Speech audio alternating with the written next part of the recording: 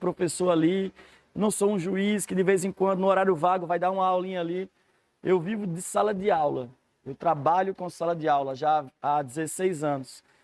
Eu continuei em sala de aula desde a faculdade, fiz especialização, mestrado, doutorado, continuo dando aula.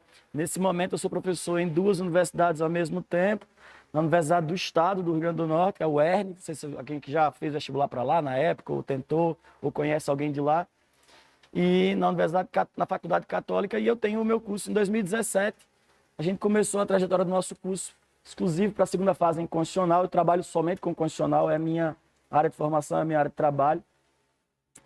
E estou feliz da vida de estar aqui trocando essa ideia com vocês. Eu queria estabelecer primeiro com vocês aqui uma espécie de acordo prévio para a gente poder começar, tá? Para vocês poderem entender até como é que a aula foi montada para vocês, que vocês possam entender o que é que a gente vai fazer aqui. Alexandre estava falando aqui de uma coisa importante, e eu acho que é importante a gente perder esses 2 primeiros minutos da aula falando sobre isso. Talvez alguns de vocês ou alguns de vocês não tenham tido ainda, eu não sei, mas não tenham tido ainda um ritmo para a prova da OAB que desejava.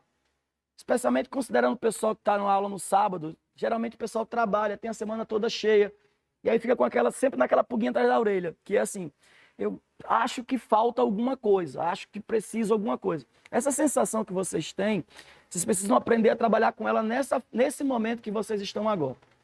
Por quê? Deixa eu explicar para vocês rapidinho isso. Porque quem vinha estudando já desde o começo, imagina um estudante profissional, aqueles boizinha que painha paga as coisas em casa e só estuda. Não é o caso de muitos de vocês que trabalham. Se ele vem estudando desde o começo, certamente nessa fase agora já tem um cansaço acumulado muito grande. E quando esse cansaço vai batendo perto da prova, isso derruba o dia da prova. Vocês podem fazer o caminho inverso. Parece estranho isso, mas eu não vinha num ritmo muito bom, mas eu vou começar a intensificar esse ritmo. Qual é a vantagem disso nesse momento? É que se você começa a fazer essa intensificação agora, você chega na prova mais para cima. Ao invés de você vir com cansaço, você chega mais atento na prova. Acreditem, isso vai fazer diferença na hora que você estiver sentado lá. Por quê? Porque muitos dos assuntos que vocês agora intensificaram, a galera que já vinha estudando talvez já tenha visto, revisto, e aí esse cansaço pode atrapalhar. Então não estou dizendo aqui que quem já vinha estudando está ruim, não é isso. Mas é que existe uma espécie de possibilidade a mais para quem começar a implementar esse ritmo nessas 3 últimas semanas.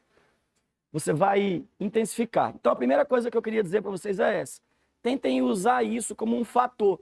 Lembrem, tá? Se vocês têm dificuldade de estar em sala, de estudar, de ritmo, etc., o que puder ajudar, vocês têm que pegar.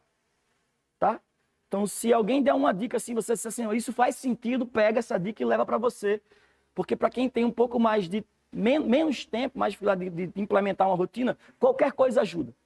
Qualquer coisa ajuda. Já vou dar uma dica aqui, nem queria falar sobre isso agora, mas já vou adiantando. Na véspera, quando chegar ali sexta, sábado, né, 15 e 16, a prova é dia 17, vocês vão perceber que muitos cursos, muitos cursinhos, Brasil todo, né, fazem muitas lives e materiais de véspera ali. Pega aquilo. Por que vocês devem pegar aquilo? Porque essa galera que prepara isso, e eu sou um dos que fazem isso, a gente vai tentar pegar em cima aquilo que a gente acha que vai cair mesmo. Já não dá mais para ficar falando de temas que a gente acha que...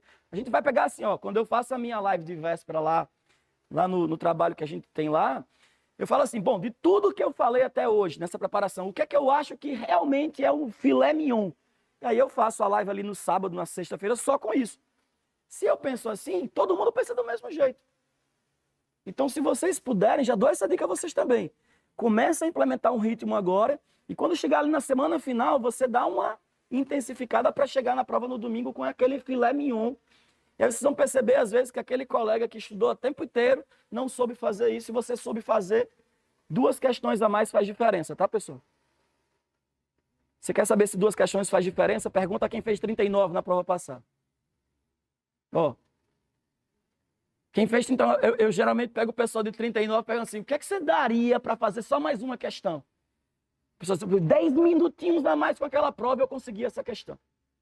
Então, assim, eu vou falar sobre isso no final, quando a gente fosse despedir lá para sei lá que horas vai ser que vai acabar, Alexandre que manda em mim hoje. Mas eu vou dizer isso a vocês de uma forma muito enfática. A dor do arrependimento ela é muito grande. E vocês não precisam sentir, se outras pessoas já sentiram, estão dizendo que é grande. Não precisa, você. Que masoquismo é esse? Você diz assim, não, peraí, dói aqui em mim para eu ver se é mesmo. Se você já tem... Tem uma frase que eu adoro essa frase. Para mim faz muito sentido, que é o sucesso deixa rastros. Mas se o sucesso deixa rastros, eu posso olhar esses rastros e ir em torno deles, o insucesso também deixa. E para que eu vou lá atrás deles? Então, assim, é um recado que eu estou dizendo a vocês logo do começo. Eu não trabalho com AB ontem, eu não cheguei ontem. Eu estou nesse negócio já tem 16 anos. Eu disse a vocês que eu comecei com 23 anos, tenho 39 anos. Nesses anos todos eu trabalhei exclusivamente com direito constitucional, exclusivamente com a AB. Então, eu converso com muitos alunos, muita gente. Então, são essas primeiras duas coisas que eu queria falar para vocês no começo. Primeiro, tenta implementar essas próximas 3 semanas um ritmo que você ainda não conseguiu, mas eu falo do olhar, da seriedade. E segundo, na finalzinho, aproveita as dicas finais de forma mais intensa. E aí, para a gente começar a nossa aula propriamente. Para fazer uma aula como essa, no sábado, a gente tem que ter estratégia. Então, vamos combinar algumas coisas. Primeiro, obviamente, não dá para falar de tudo de constitucional. Ponto 1. Ponto 2. Assuntos precisaram ser selecionados. Ponto 3. Quais foram esses assuntos selecionados? Professor, você vai falar aqui de quê? Se vocês pegaram o material, está grifado aí os materiais. Está grifado os assuntos. Ações constitucionais, organização do Estado, organização dos poderes e a queridinha de todos, controle e constitucionalidade. Vocês estão vendo aí, ações constitucionais, organização do Estado, organização dos poderes e controle e constitucionalidade. Esses são os assuntos mais cobrados em direito constitucional em toda a história da FGV.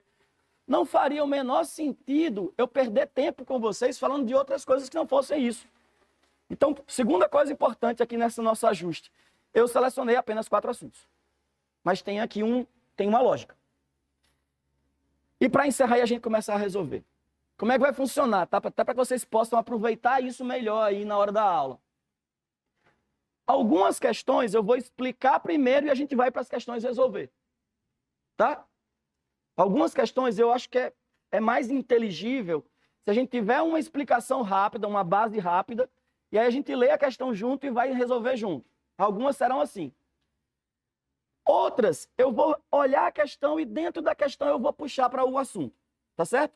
Então isso vai ser trabalhado aqui aos poucos. Eu sugiro, e atenção porque essa sugestão é muito importante, eu queria muito que vocês colocassem ela em prática. Eu sugiro que você anote as coisas desse aulão em algum lugar. Ou no material, ou no seu caderninho. Eu não sei se o material que vocês receberam tem frente e verso. Se tem frente e verso, vê um cantinho para anotar. Se não tem, arranja um canto atrás da folha para anotar. Professor, mas por que você quer que eu anote? Porque esse material você vai olhar para ele de novo na véspera da prova. Eu quero que você revise esse material ali, ó, na boquinha no sábado à noite, ou na hora de sentar lá para fazer a prova. Mas você vai olhar. Por que, professor, que eu vou olhar? Porque eu vou falar dos assuntos que eu acho que vai cair. Então a gente vai tentar ser estratégico. Tá certo? Se vocês tiverem dúvida, não sei como é que Alexandre faz aqui, se o pessoal pode perguntar durante a aula. Pode, Alexandre? A cada 5 questões tira dúvida, né? Tá.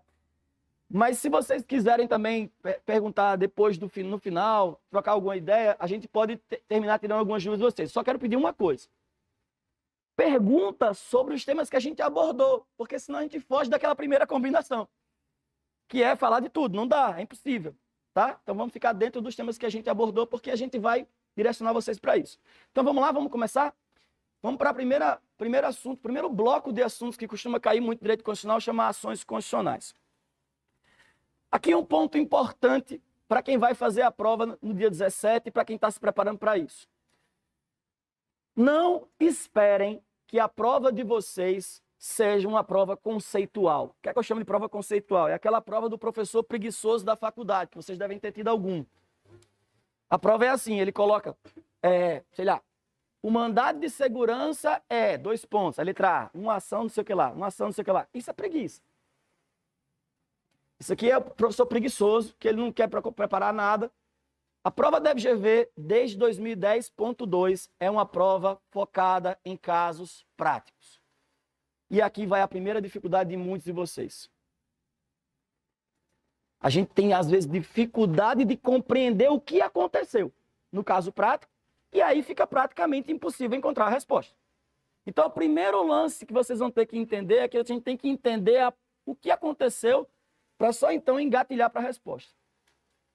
No tema ações constitucionais, em geral, os casos práticos vão dizer respeito ao manejo, ao uso das ações constitucionais. Quando é que eu vou usar?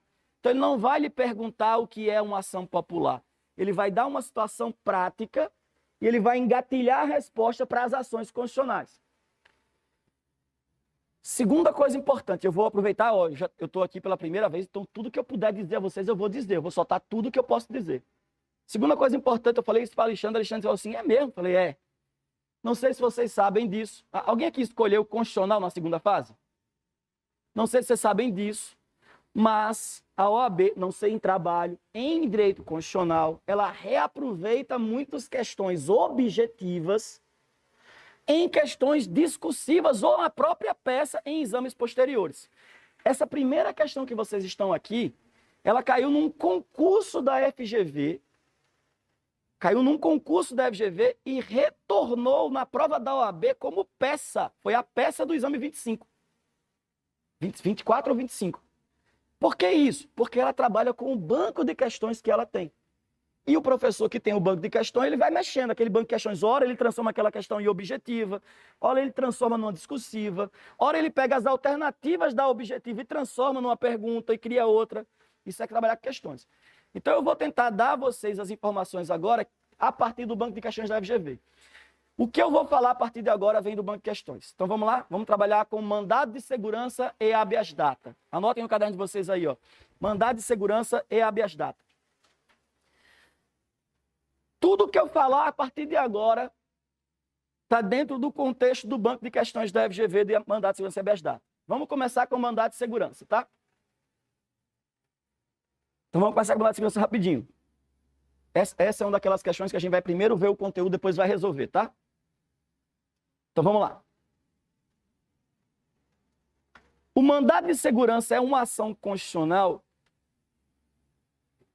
que visa proteger fatos devidamente comprovados. Veja, anotem o que eu estou falando, porque eu sei que é um pouquinho diferente do que vocês escutaram na faculdade, eu tenho certeza disso. Porque eu sei como é que a galera explica o mandado de segurança. O mandado de segurança é uma ação constitucional que visa proteger fatos devidamente comprovados em toda a sua extensão. Fatos devidamente comprovados em toda a sua extensão. Desde o início. Desde o início. O mandado de segurança é uma ação constitucional que visa proteger fatos devidamente comprovados em toda a sua extensão desde o início. Em toda a sua extensão desde o início. Traduzindo isso para o que vocês ouviram na faculdade, eu tenho certeza. Vocês ouviram isso. O mandado de segurança é uma ação que protege direito líquido e certo. Vocês ouviram assim, não foi? Qual é o problema de você identificar o mandado de segurança como uma ação que protege direito líquido e certo? É que você acaba pensando, e esse é um erro muito comum de quem estuda direito constitucional, que existe uma ação que protege direito líquido e certo, que é o mandado de segurança, e as outras protegem outras coisas. E esse é um erro muito claro, porque o habeas data protege um direito líquido e certo. O habeas corpus protege um direito líquido e certo. Só que o habeas corpus protege o direito à locomoção, sendo ele líquido, sendo ele certo. O habeas data protege o direito de acesso a dados, sendo ele líquido, sendo ele certo. Tanto é verdade que na redação da Constituição, quando você for ver lá o artigo, tem assim, conceder-se-á mandado de segurança para proteger... Olha só a redação, escutem só. Para proteger direito líquido e certo não amparado por habeas corpus. Ou seja, um direito líquido e certo não amparado por habeas corpus é porque o habeas corpus protege um direito líquido e certo. O que o Constituinte fez, pessoal, explicando para vocês rapidamente, foi uma evolução. E eu quero que vocês anotem no caderno essa parte, mas aqui eu já vou dar um ponto, tá? Lembra que eu falei que tudo que eu falar aqui tem a ver com o banco de questões da FGV? Eu nunca vi isso no banco de questões da FGV, nunca vi. O que eu vou falar agora, realmente, eu nunca vi ser cobrado. Mas vocês viram o histórico da FGV nos últimos exames. Surpreendendo. Eu vou dar a vocês um único dado que mostra que isso que eu estou falando não é irrazoável. Qual foi a peça que caiu em constitucional no exame passado? Reclamação. Quando tinha caído nesses 10 anos? Nunca. Então eu vou dar um dado a vocês aqui agora a partir da seguinte perspectiva. Vai que cai e não vai surpreender vocês, tá? Vocês anotaram assim. O mandado de segurança é uma ação constitucional que protege protege um fato comprovado em toda a sua extensão desde o início. Foi isso que anotaram? Agora, se eu colocar uma observação e colocar assim, ó. O MS é uma evolução na chamada teoria ou doutrina, como quiserem anotar, teoria ou doutrina brasileira do habeas corpus. Teoria ou doutrina brasileira do habeas corpus. Não sei se alguém aqui estudou para concurso, ou se já estudou para concurso, ou se está estudando para concurso. Não é só OAB, tá, pessoal? Porque na OAB eu nunca vi isso cair. Mas em concurso público, cai umas perguntinhas às vezes, né? Eles querem pegar as nomenclaturas, direito penal. O que é o direito penal de quinta velocidade, as cores do direito penal, aquelas nomenclaturas esquisitas, né? Constitucional também tem essas nomenclaturas às vezes esquisitas. Fossilização da Constituição, abstrativização do controle difuso. E aqui está uma delas, que é a chamada doutrina brasileira do habeas corpus. Rapidamente vocês entenderem e eu passo para o próximo ponto. Durante muito tempo, quando o habeas corpus começou a ser usado no Brasil, estou falando aqui da época de Rui Barbosa, o habeas corpus era um faz-tudo no Brasil. Então, para absolutamente toda violação que existia a um direito fundamental, qual era o remédio constitucional usado? Habeas corpus. O habeas corpus era, eu não quero fazer propaganda, o bombril para tudo. Com a chegada da Constituição, essa doutrina brasileira do habeas corpus ela fica interrompida. Porque o que o Constituinte fez foi estabelecer vias diferentes para cada um dos direitos violados. Se a sua liberdade de locomoção for violada, tem o habeas corpus. Se o seu acesso a dados pessoais for interrompido ou for obstacularizado, você tem o habeas data. Para todos os outros, você tem o mandado de segurança. Foi locomoção, habeas corpus. Foi dados, habeas data, o resto é mandado de segurança. Por que é importante saber disso? Para a gente não cair na famosa pegadinha da expressão direito líquido e certo. Que na prova objetiva de vocês pode atrapalhar. Quer ver uma coisa? Pode acontecer na prova de vocês, quando vocês forem lá fazer a prova de constitucional, sair lá uma expressão dentro de uma alternativa falando que o habeas data protege o direito líquido e certo, a obtenção de certo de dados. Aí você pensa, poxa, mas direito líquido e certo é mandado de segurança. Está errado. Você acha que é só o mandado de segurança, mas não é. Os dados, se o seu acesso a dados for devidamente comprovado, havia o habeas data. Bom, vocês entenderam então isso. Professor, então, o que é o mandado de segurança exatamente? Se o seu direito constitucional violado não é a locomoção, nem é os dados, mas você consegue demonstrar, você consegue efetivamente provar que houve uma violação a um direito desde a petição inicial, esse direito é líquido, esse direito é certo. Uma coisa importante que eu não quero ficar botando o pé em assuntos que não vai cair, porque o meu lado aqui, pessoal, vocês compreendam bem, eu sou professor da universidade e eu sou professor de cursinho. É preciso fazer uma distinção muito grande aqui agora. Eu não posso ser o professor da universidade aqui dentro. Às vezes dá vontade de aprofundar um assunto, mas não posso, porque vocês querem uma coisa só aqui. Eu tenho certeza, quem sentou aqui hoje só quer uma coisa. Fazer mais de 40 pontos. Eu peço até desculpa, Alexandre, porque se ele tivesse, não, meus alunos, eu quero que eles aprendam. Eu não quero que meus alunos aprendam, não. Eu quero que eles façam mais de 40. Parece estranho dizer isso numa aula que é gravada no YouTube, essas coisas todas, mas eu vou deixar a hipocrisia de lado. Quem faz a prova do AB só quer uma coisa, passar. Se vocês quiserem aprender direito constitucional, a gente marca depois outro dia, para a gente discutir uns assuntos legais e tal. Mas aqui a gente tem que encontrar os caminhos de marcar o X no canto certo. Vamos combinar que é isso que a gente quer. Por que eu estou dizendo isso? Porque tecnicamente, aí eu vou...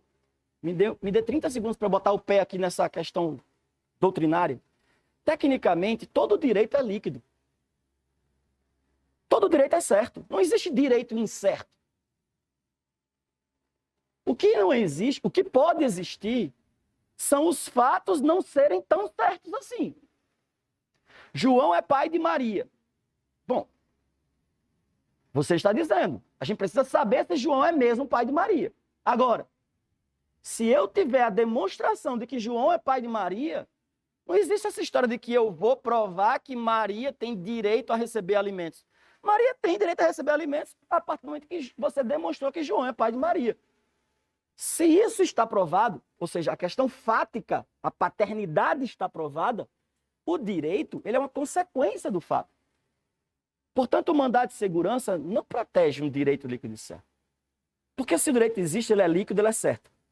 O que o mandado de segurança protege são fatos que você consegue dizer que existiram e você tem documento para mostrar que eles existiram já desde a inicial. Quer ver um exemplo para vocês? Rapidamente, ó. Como é seu nome? Paulo. Paulo fez um concurso público, tinha 5 vagas, você passou em primeiro lugar, o concurso se venceu no final do mês agora e você não foi chamado. Entendeu a circunstância? Você fez um concurso público, tinha 5 vagas, você foi o primeiro, o concurso se venceu no final do mês, você não foi chamado ainda. Tudo isso que eu falei. Paulo fez um concurso público, consigo provar?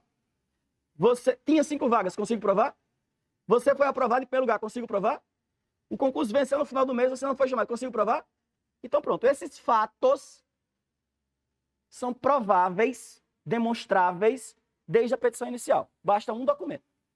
O edital resolve a parada. O edital e o resultado. Se eu conseguir demonstrar que esses fatos são verdadeiros, o direito é consequência. Portanto, quando a Constituição usou... Isso, e aí, se vocês quiserem anotar, vocês anotam essa expressão, é isso que eu vou falar agora. Quando a Constituição usou a expressão direito líquido e certo, quando a Constituição usou a expressão direito líquido e certo, ela estava fazendo referência a fatos líquidos e fatos certos. É uma impropriedade do legislador. Compreensível, claro, mas é uma impropriedade do legislador. Quando a Constituição usou a expressão direito líquido e certo, ela estava fazendo referência a fatos líquidos e fatos certos. Galerinha, segunda fase inconstitucional, tá? Quando cai mandado de segurança, a primeira coisa que o examinador faz é colocar assim, lá no enunciado. Considerando que todos os fatos já são demonstráveis por documentos. Ou então ele bota assim, munido de farta documentação que demonstra todos os fatos. Ou então ele coloca assim, de posse de toda a documentação suficiente. O que é que ele está dizendo? Ó, tudo que ele alegar, ele tem prova. Então, se ele tem prova, o fato é líquido, o fato é certo. Na primeira frase do seu caderno, a partezinha final tem assim, demonstráveis desde a inicial, não é? Eu tenho essa documentação comigo. E se eu tenho essa documentação comigo, nós vamos agora à segunda observação importante de mandado de segurança. Ó, a primeira, para vocês não se perderem, foi essa história da contextualização do mandado de segurança, né? Como sendo uma ação constitucional que protege um direito um fato já provado e sendo uma evolução da chamada doutrina brasileira do habeas corpus. Foi isso? Está no seu caderno? Não foi? Aí a gente vai fazer agora 2 observações para fechar essa parte aqui de mandado de segurança. E são consequências do que eu estava falando. Sendo assim, o mandado de segurança é uma ação que não comporta, não admite. Sendo assim, o mandado de segurança é uma ação constitucional que não comporta ou não admite uma fase alongada de coleta de provas. Sendo assim, o mandado de segurança é uma ação que não comporta ou não admite uma fase alongada de coleta de provas. Vocês ouviram isso na faculdade com um nome técnico, alguém lembra? Bota entre parênteses aí esse nome, ó. Dilação probatória. Dilação, dilatar, fase alongada. de provas. Sendo assim, o mandado de segurança é uma ação que não comporta uma fase alongada de coleta de provas. Uma fase alongada de coleta de provas, parêntese, dilação probatória. Sendo assim, o mandado de segurança é uma ação que não comporta uma fase alongada, estendida de coleta de provas. Aí você fecha, bota entre parênteses, dilação probatória. Ponto e vírgula para eu já emendar a segunda observação aí nesse meio mesmo. Dado que a prova está pré-constituída. A prova está pré-constituída. Dado que a prova está pré-constituída.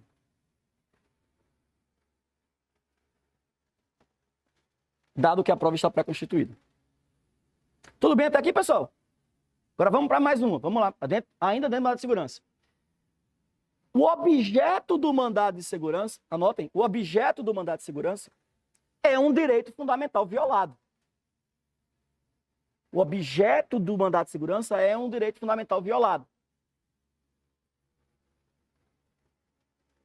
Que não se relacione com a liberdade de locomoção,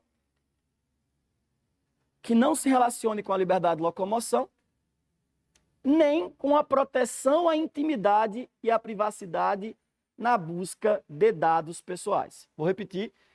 O objeto do mandado de segurança é a proteção a um direito fundamental. É a proteção ao direito fundamental que não se relacione com a liberdade de locomoção, nem com a privacidade e a intimidade na busca de dados pessoais. O objeto do mandado de segurança é a proteção a um direito fundamental que não se relacione com a liberdade de locomoção, nem com a proteção à privacidade de dados com a proteção e privacidade de dados na busca de dados pessoais. Privacidade e intimidade na busca de dados pessoais. Valeu, Alex. Pessoal, claramente vocês que anotaram perceberam que o que eu falei aqui foi a tal da frase que cabe mandado de segurança quando não cabe habeas corpus ou quando não cabe habeas data. Preste atenção num detalhe importante que vai ajudar vocês a responder algumas questões. E isso que eu vou falar está no banco de questões da FGV, pode aparecer na sua prova, já vi várias vezes isso cair. Se vocês quiserem, anotem com uma observação assim, cuidado. Eu gosto de no caderno ficar essas observações cuidado, especialmente quando o professor pede para colocar, porque significa dizer que a gente já viu essa casca de banana lá atrás. Tá? É a famosa questão que eu chamo de questão banquinho. Não sei se vocês conhecem, vou agora introduzir para vocês um conceito que eu falo lá em Mossoró. A questão que eu chamo de questão banquinho é aquela questão que você sai da prova, não sei onde é que vocês fazem prova aqui em Fortaleza, aí você sai esgotada, senta num banquinho lá fora na prova assim, com a água já no finalzinho, aí baixa assim aquela sensação de foi, né? Aí senta uma amiga sua do seu lado. Ela faz, e aí, mulher? Você, né? Nunca foi bom, sempre né? Aí ela diz assim, mulher, eu quase que caía naquela pegadinha do mandado de segurança. Aí você, que pegadinha? Aquela mulher que era do direito líquido e certo lá, que era o habeas data, mas ele falou direito líquido e certo. Que mandado de segurança? Quer dizer, daquele momento em diante, você está na merda. Dali para frente, você não quer saber mais de nenhuma outra questão que você respondeu, porque se você errou aquela, você errou todas as outras, porque você estava desatento, alguma coisa. Na sua cabeça, é isso. Você só vai resolver isso depois, quando sair o resultado. Mas dali até o resultado, você fica todos os dias acordando com aquela infeliz na sua cabeça. Por isso que eu digo a vocês, terminou a prova, vaza, filhão. Terminou a prova, vaza. Sua mãe ligou, você disse, estou ocupado. Vou comer um sanduíche, tomar um sorvete. Daqui a meia hora eu estou disponível para conversa, mas agora não. Porque acaba com a gente, essa conversa fora ali do... Você vê que concurseiro profissional, e eu estou falando com cearense, eu sou um cara que fiz concurso durante um tempo e sei o que é um cearense no concurso. Vocês fazem medo ao povo, medo. Medo mesmo, estou dizendo verdade. Nas filas de prova que a gente ia para o Brasil todo aí, Quando a gente escutava o sotaque, o pessoal fazia assim, ó. Eita porra. Lá vem um povo que estuda, lá vem um povo que estuda. Porque a fama de vocês é chegar a tomar a vaga de todo mundo mesmo. Cearense, quando termina a prova, não vai bater papo. Porque o bicho é passado na casca do alho. Então ele já sai aqui, ó, vocês que lutem, vou para minha casa. Não adianta mais nada mesmo. Essa dica que eu vou dar a vocês aqui agora, ela é para chamar a sua atenção para essa tal dessa questão banquinho, que é um cuidado que você deve ter com algumas expressões que a prova vai acabando de aparecer, de trazer, e que se você não tiver muita atenção, ela vai deslocar a sua pontuação para baixo, porque você não vai ficar atento. Primeiro escuta e depois anota. O grande lance de você saber identificar o caso prático como sendo de mandado de segurança, a primeira grande coisa é você excluir a possibilidade de habeas corpus e habeas data. Se cair na segunda fase, na primeira fase, não interessa, mas para a resposta ser um mandado de segurança, primeiro grande lance é eu saber que não é hipótese de habeas corpus e não é hipótese de habeas data, porque se for, não é mandado de segurança. Nessa segunda fase agora da OAB 32, constitucional, teve uma questão subjetiva que a resposta que o gabarito deu foi habeas corpus. Aí o pessoal falando, tem que abrir o gabarito para aceitar também mandado de segurança. Eu falei, não faz sentido, porque se é habeas corpus, não é mandado de segurança. Ou é mandado de segurança e não é habeas corpus, ou é habeas corpus e não é mandado de segurança. Não dá para os dois, não dá para abrir gabarito para aceitar os dois, é impossível, seria uma questão esquizofrênica. Porque o cabimento do habeas corpus exclui o MS. Então, o primeiro ponto para você identificar que o mandado de segurança é cabível é excluir o cabimento do habeas corpus do mandado de segurança, do habeas corpus de habeas data. E para isso, você tem que identificar o direito violado. Se é a locomoção, é habeas corpus. Se é dados pessoais, é habeas data. Professor, mas você está falando isso há tanto tempo, por quê? Vou explicar a vocês uma situação limítrofe aqui, ó. Não sei se alguém aqui estudou em faculdade privada. Eu dei aula em faculdade privada, minha vida toda ainda dou. Às vezes o aluno não paga a mensalidade 6 meses. Aí tem faculdade, não vou discutir se é certo ou se não é, que bloqueia a entrada do aluno na catraca. Você não consegue passar na catraca. Né? Tem as catracas para entrar, né? Não, não pode entrar. Por quê? Está atrasado. Aí o aluno fala assim, vou entrar com habeas corpus, porque estava impedindo a minha liberdade de locomoção. Então cabe habeas corpus. Veja, esqueceu ele de pensar que da catraca para trás ele pode ir. Ele não pode entrar ali, mas da catraca para trás ele pode. Então cuidado, eu não estou perdendo tempo nisso à toa, tá, pessoal? Isso aqui está no banco de questões da FGV, vocês vão ver na primeira questão, inclusive. A liberdade de locomoção, ela está violada, impedida, obstacularizada, quando você não puder ir, vir ou permanecer no mesmo lugar. Se algo lhe impede ou lhe ameaça de ir, vir e permanecer, a sua liberdade de locomoção está violada. Ah, eu estou impossibilitado de ir, mas você pode ir e voltar? Posso, então tá. Eu não posso seguir daqui para... Eu não sei como é que é esse prédio aqui, mas se eu chegasse ali no prédio ali, eu podia entrar de qualquer jeito, assim. Na casa de vocês eu posso entrar de qualquer jeito, num ambiente privado eu posso entrar... Às vezes o ambiente... Não, peraí, num show, imagina. Vai ter show do Safadão, vocês adoram, né? Aqui, não sei se vocês gostam, mas sei que cearenses gostam. Aí você chega na frente do portão do show e fala assim, eu quero entrar, o cara... Ingresso, senão eu tenho liberdade de locomoção. Eu posso entrar. Não, você pode se você tiver ingresso. Ah, mas aí fere e viola a minha liberdade de locomoção. Não, volta. Daqui para trás, ó, pode seguir. Preste atenção no que eu estou dizendo, porque isso vai ser útil na primeira questão. Então, vamos anotar o que eu falei até aqui para a gente não se perder e aí eu continuo para terminar. Eu falei assim, vou ter para colocar cuidado, não foi? Coloquem assim. O primeiro item de identificação do MS, o primeiro item de identificação do MS é a identificação do direito violado. É a identificação do direito violado.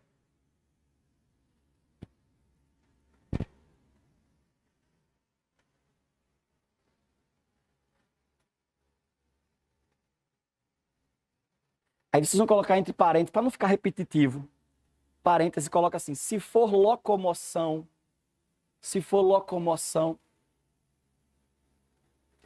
ou dados pessoais, não cabe MS. Se for locomoção ou dados pessoais, não cabe MS.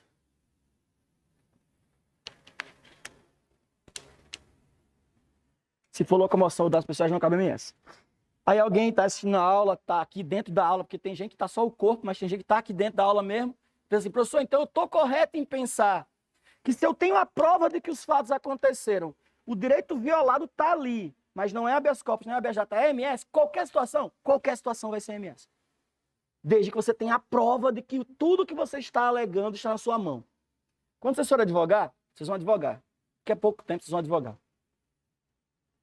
Vocês vão ficar em algumas situações na vida prática profissional de vocês, eu já fiquei, que você vai saber o seguinte, eu entro com MS ou eu entro com ação normal mesmo, dessas ordinárias?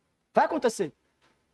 E o que vai responder a pergunta é, eu tenho documentação suficiente para o juiz nem discutir que eu estou certo? Se você dissesse, não, eu acho que eu vou precisar provar alguma coisa, então não é MS. A gente costuma dizer que no MS a via probatória é muito estreita. Eu adoro essa expressão. A via probatória do MS é muito estreita, é uma rua estreita, não cabe, não tem ladinho. A via probatória do MS é muito estreita.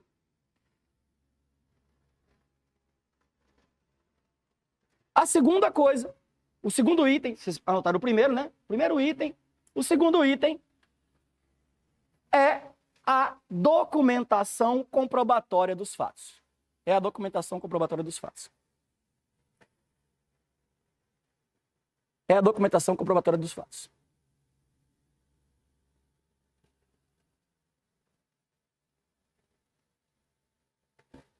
Próxima coisa para a gente acabar o mandado de segurança. Próximo. Aí já vamos para a próxima observação, tá? Essa parte aí a gente já... Vamos para a próxima observação. A violação ao direito protegido pelo MS, a violação ao direito protegido pelo MS, pessoal, a gente vai responder questões, tá? Não se preocupe não, é porque eu vou dar uma base e a gente vai partir para as questões agora. A violação ao direito protegido pelo MS, não é pela OMS não, tá? Porque a gente está na pandemia, tudo acho que escuta, né? A violação ao direito protegido pelo MS pode se dar por ato ou omissão de, dois pontos, ato ou omissão de, dois pontos. Autoridade pública,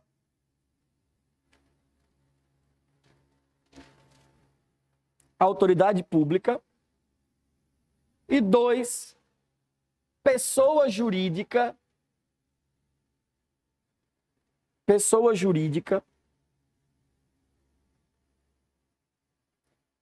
no exercício de atribuições de poder público. No exercício de atribuições de poder público.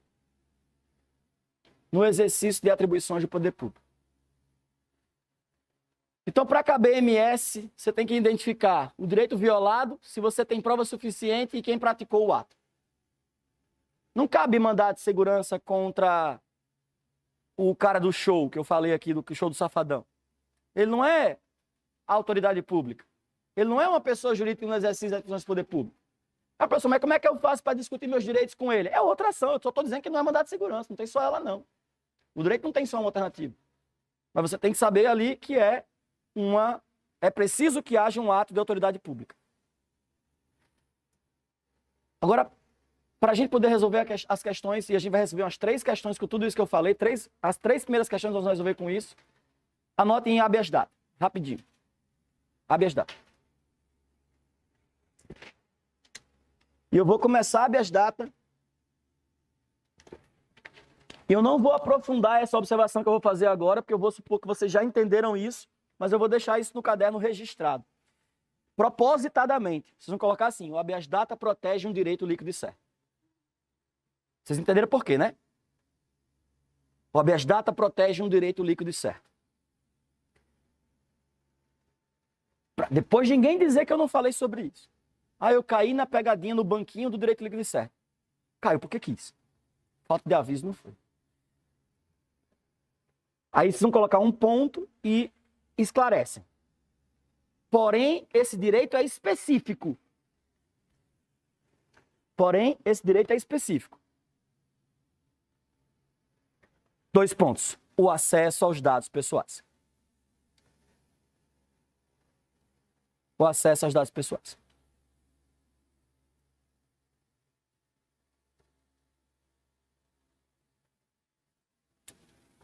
Embaixo vocês vão colocar assim, direito protegido. Direito protegido, 2 pontos. Direito protegido, 2 pontos. Anotem assim, ó.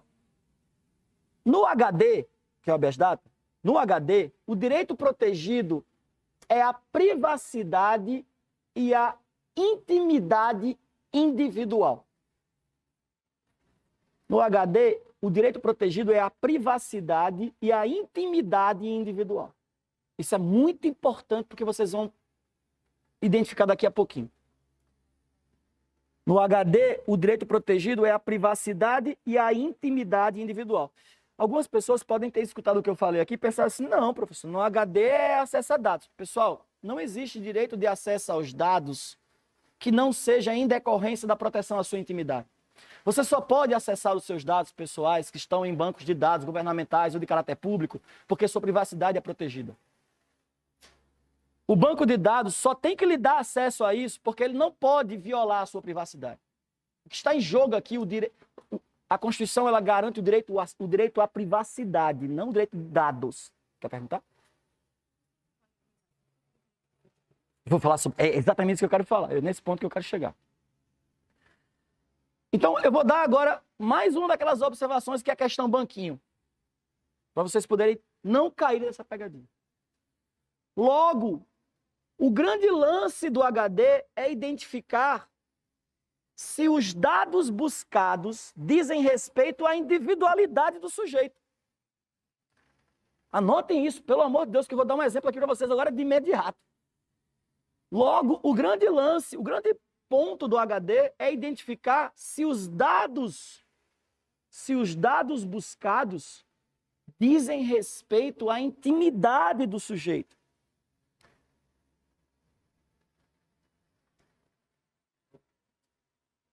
Logo, o grande lance, desculpa essa expressão, o grande lance, eu sei que não é muito jurídico ela, mas o ponto alto, sei lá, o ponto principal, enfim. É porque às vezes o pessoal gosta de um juridiquês, né? E você já viu que eu não gosto. Logo, o grande lance do HD é identificar se os dados buscados dizem respeito à intimidade do indivíduo, à intimidade do sujeito. Agora vocês relaxam a caneta aí um segundinho e vão olhar para mim. Na faculdade vocês ouviram isso de outro jeito. Eu estou mudando um pouco o que vocês já ouviram. Eu só estou contando a historinha de outro jeito. Se eu estou buscando dados, informações que não dizem respeito a mim, e esses dados ou essas informações me são negadas, essas informações podem ser de meu interesse, mas não são sobre mim. Portanto, o HD não serve para lhe dar acesso a informações de seu interesse, ainda que pessoal. Interesse pessoal. O HD serve para lhe dar acesso a dados que de alguma forma falam sobre você. É diferente isso. Tem um lance aqui que distingue.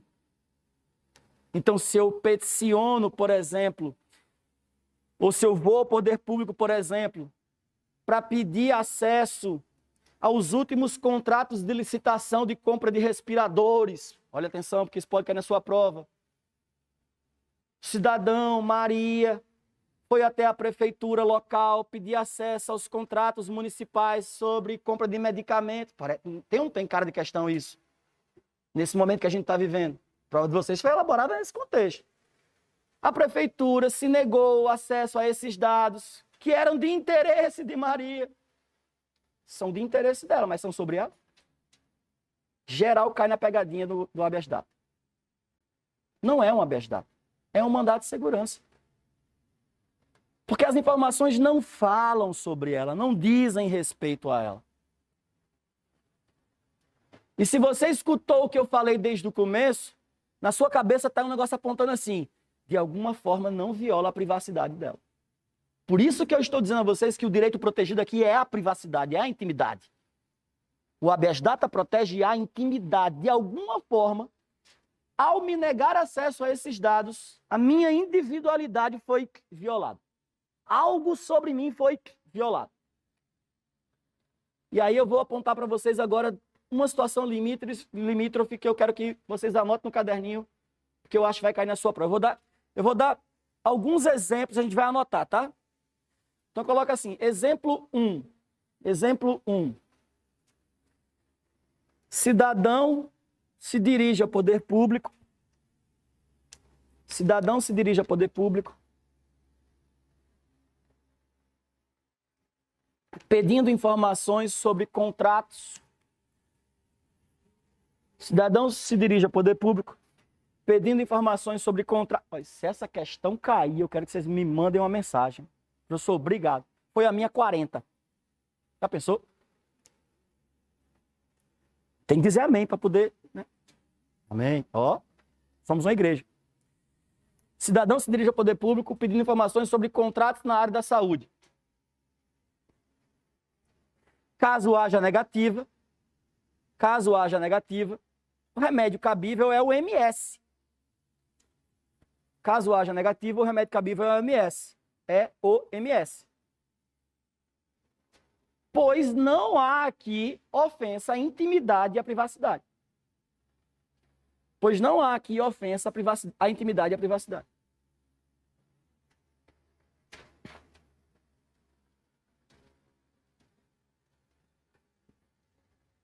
Agora eu vou para o exemplo 2, que está dentro do banco de questões da FGV e que eu tenho certeza que causa confusão, porque quando caiu, causou, não caiu na OAB não, tá? Caiu um concurso que a FGV aplicou, acho que foi Câmara Municipal de Salvador.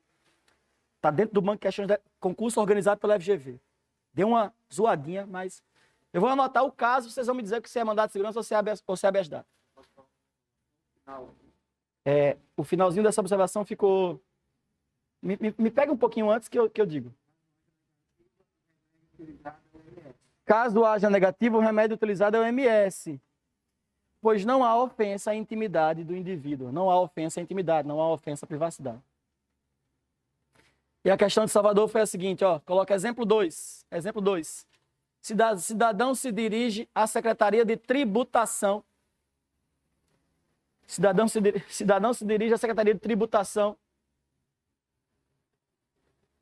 pedindo informações sobre o seu histórico de pagamento de tributos.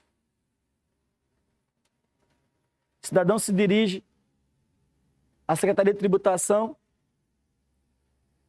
pedindo informação sobre o seu histórico de pagamento de tributos.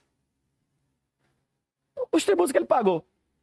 Tá tudo em dia aí, o meu IPTU, o meu ISS, não sei o que lá, tá. Pessoal, se a prefeitura nega, é habeas data ou é mandado de segurança? É habeas data ou é mandado de segurança? Se a prefeitura nega essa informação sobre como é que está a ficha dele de pagamento dos tributos. É habeas data ou é mandado de segurança? Eu estou vendo vocês com medo de responder, então eu vou poupá-los desse constrangimento. O que vocês devem pensar, veja pessoal, quando a gente está se preparando para a prova da OAB, eu já vou dar essa dica a vocês. Enfim, alguém deveria ter dado essa dica a você lá atrás, mas eu dou agora, dá tempo ainda. Não adianta você querer decorar as coisas para lembrar de tudo lá, porque não vai lembrar. Ninguém é robozinho. O segredo que eu lhe dou é tenta entender a lógica das coisas. Porque na hora do desespero vai ser isso que vai lhe salvar. Então o que é que eu sugiro que você pense? Dados tributários, histórico de pagamento, fala algo sobre o sujeito? Os seus dados sobre se você paga suas contas em dia ou não, diz algo sobre você?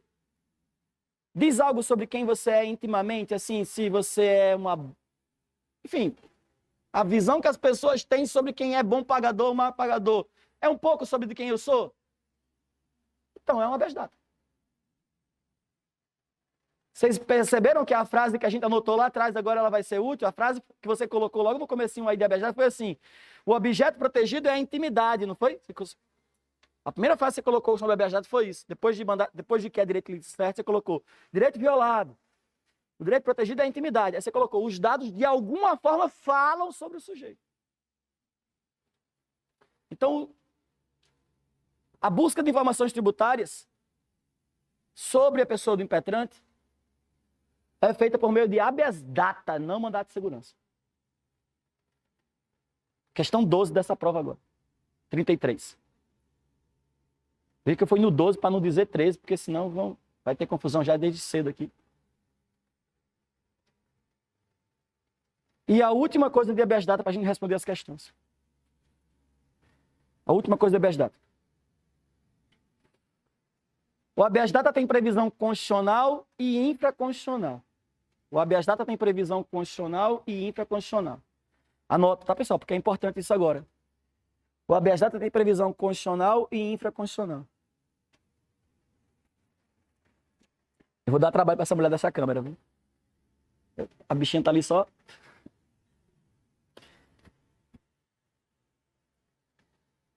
Ó, eu não tô pedindo para vocês anotarem que o habeas data tem previsão constitucional e infraconstitucional porque isso é importante. Claro que isso não cai na prova. Eu estou pedindo para dizer o que eu vou dizer agora. Na Constituição, só há dois objetivos para habeas data. Na Constituição, só há dois objetivos para habeas data. Que é o conhecimento das informações e a retificação das informações. Na Constituição, na CF, só há previsão para dois objetivos do habeas data: conhecer ou retificar. Retificar que vocês sabem corrigir. Agora vamos ao lance final. A lei, porém, acrescenta mais um. A lei do habeas data acrescenta mais um, a lei de 97. Na lei tem o objetivo de conhecer as informações, a Constituição também tem. Retificar as informações, a Constituição também tem, mas a lei tem mais um, que é realizar anotações. Que não é retificar, tá? Anotações é fazer acréscimo. É acrescentar. Isso significa que o objetivo do habeas data pode ser conhecer, retificar ou anotar. Conhecer, retificar ou anotar. Anotaram isso aí? Então, para quem está pegando, na Constituição só existem dois objetivos, conhecer e retificar. A lei, porém, traz mais um, fazer anotações. Isso significa que o habeas data pode ser para conhecer, retificar e anotar. Certo? A gente vai ver agora se essas informações que eu falei para vocês são úteis para as questões. Vamos para as questões? Bora lá? Munido dessas informações, vamos responder as questões, que é o que a gente veio fazer aqui. Quer dizer, a gente veio aprender, mas enfim. Então vamos lá. Eu vou ler com vocês as questões, mas eu já vou avisando de cara que isso não é correto. Eu vou fazer aqui porque é uma escolha didática. Só por que não é correto? Porque a leitura da questão ajuda você a responder. E a forma como eu leio, às vezes, não é a forma que você lê. Às vezes o respeito que eu tenho à pontuação é um, o respeito que você tem é outro. E se você engole uma vírgula, você pode mudar a frase. Então, o mais correto seria eu deixar vocês lerem, mas não vai dar tempo. Então, eu quero que vocês façam o seguinte: acompanhe a minha leitura e tenta ver um pouco de como é que é a forma correta de ler, tá? Cuidado, eu já vi muita gente perder questões porque leu errado. Vocês conhecem alguém que quando errou a questão e foi conferido, disse: droga, eu não vi isso aqui. Muito comum. Muito comum. Então já vou dar uma dica de cara para vocês. Não tenham medo de riscar a prova. Essa canetinha aqui, enquanto tiver tinta, usa na hora da prova. Pega esse caderno de prova e risca, meu. Grife embaixo, circula a palavrinha. Olha o que eu vou dizer a vocês, pessoal. Essa prova é importante demais para vocês. Então leve isso a sério. Às vezes, toda vez que eu falo isso, alguém se ajeita. Às vezes, o jeito de você sentar na cadeira na hora da prova... Ó, tem alguém se ajeitando? Toda vez que eu falo isso, tem alguém que fala assim. Às vezes, na hora da prova, o jeito que você está sentado na cadeira diz um pouco sobre o seu desempenho. Vocês vão lembrar disso lá na hora da prova de mim. Você vai chegar uma hora que você vai estar tão deitado assim, você vai dizer, caraca, eu estou muito relaxado, peraí. Quando você se levanta, você se coloca mais dentro daquela prova. Uma questão a mais que você se colocar mais dentro da prova, pode ser que seja 40. Olha o que eu estou dizendo. Essa prova é importante. A frase que eu vou dizer a vocês é, se a prova é para vocês importante, por que você está se doando só 80%? Por que você não lhe dá os seus... Que depois vem a resposta que você não passou. Mas você olha para trás e vai dizer, bom, eu fui até onde eu devo. Eu fui até onde deu. Então vamos ter cuidado até na hora de ler. Tá? Vamos lá. Diz assim, ó. Em 16 de fevereiro de 2018, o então presidente da República, Michel Temer, decretou a intervenção federal no Rio de Janeiro. Essa primeira informação aqui, ela parece nos induzir que a questão vai ser sobre intervenção, não parece? Mas vamos continuar, a gente não pode concluir nada. Durante a intervenção, militares do Exército, olha lá, grifa comigo, exigiam RG e tiravam fotos individuais de moradores de diferentes favelas, supostamente enviadas por um aplicativo para um setor de inteligência. Então aqui eu já entendi, estava tendo a intervenção, o pessoal passando, pede RG, tira a foto e manda para o aplicativo. Ok, continua. Que avaliava eventual existência da anotação criminal, para saber se as pessoas eram fichadas ou não. O que eu fiz aqui para vocês agora, pessoal, lendo, marcando, foi tentar entender o que está acontecendo. Portanto, não faça uma leitura à la Vantu. Tenta entender. Continua. A ampla cobertura da imprensa foi impedida ao exigir-se que a equipe de jornalistas ficasse a uma distância de 300 metros do local de abordagens. Então aqui a gente tem uma situação que envolve a equipe de jornalistas. Foi feita uma barreira, 300 metros, vocês só podem ficar dali para trás. Você já imagina o que vai cair, não já? O que é que ele vai perguntar, né? Então vamos lá. Em uma dessas ações, um morador da Vila Kennedy foi obrigado a voltar para casa quando tentava se dirigir para o seu emprego como pedreiro, tendo perdido o dia de trabalho em razão disso. Beleza. Então, tem duas questões envolvidas aqui. O da equipe de jornalistas, que teve que ficar a 300 metros, e o do menino aqui, que teve que voltar para casa e perder o emprego. Certo? Agora vamos à alternativa. Por ter saído para o serviço sem os documentos, levando consigo apenas marmita, os soldados o fotografaram com e sem o boné e o mandaram de volta para casa. Beleza, só terminando a história do menino. Aí ele vem efetivamente para a pergunta. E aqui já tem uma primeira dica a vocês. Eu vou fazer isso só na primeira questão, depois não vou fazer mais não. Vejam que a FGV tem essa mania de criar uma estrutura de historinha grande, mas a pergunta está lá na fase final. Erro comum de muita gente. E eu já vi muita gente ser reprovada por causa disso. Só lê a parte final e vai para as alternativas. Dizendo assim, não, eu quero saber a pergunta que ele fez. Não faça isso. Leia a questão inteira, tá? Parece uma trivialidade, mas eu tenho que dizer. Conheço muita gente que não lê a questão por completo. A ânsia, até a arrogância às vezes, que eu acho que pode ser que seja o caso de alguns de vocês, e eu era um pouco assim também na faculdade. Salto alto, a arrogância. Você, não, isso aqui eu já sei, isso aqui eu já entendi. O vacilo derruba e a queda é grande, tá? Como diz uma amiga minha, queda alta, queda grande. Se tá lá em cima, a queda é maior. Tá? Então vamos para a pergunta efetivamente. Eu já entendi a pergunta assim, ó. Para os profissionais de imprensa que foram obrigados a ficar a uma distância mínima de 300 metros do local de abordagem dos moradores, a ação constitucional mais adequada para garantir a liberdade pelo ato é... Preciso nem dizer a vocês que isso tem cara de se transformar uma peça em outra prova.